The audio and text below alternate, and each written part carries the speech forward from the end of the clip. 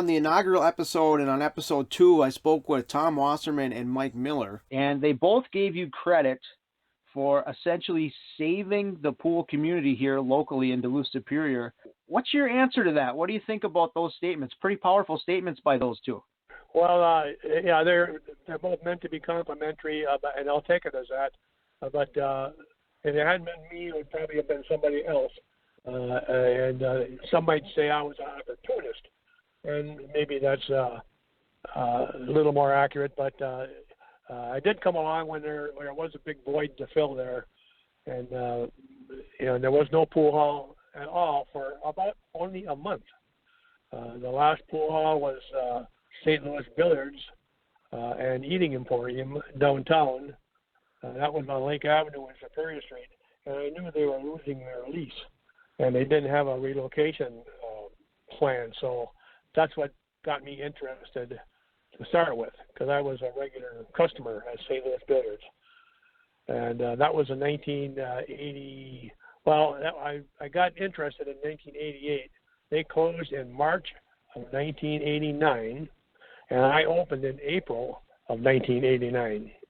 So you can see there was hardly a lapse. But, right. But I was in West Duluth, and I didn't know the first thing what was going on, to be honest with you. But I had some pretty good friends that helped me along, and then I just sort of did my own research and investigation, and I became friends with a guy named Jerry Johnson, who still owns Coon Rapids Billiards, called CR Billiards. And I leaned on him a lot for help and advice, and he was very kind and willing to share what he knew with me.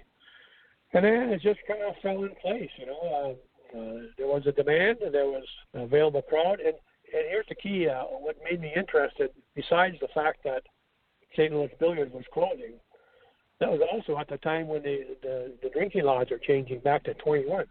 If you remember, Sure. Well, you don't remember because you were too young, but you could go in bars and drink at age 19 up until 1988 or so, and then they went back to the 21 law.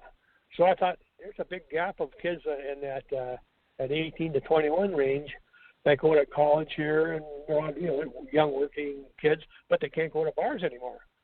So why not have a pool hall, and they can sell a free 2 beer there. And, it just seemed to make sense. So that's kind of how it started.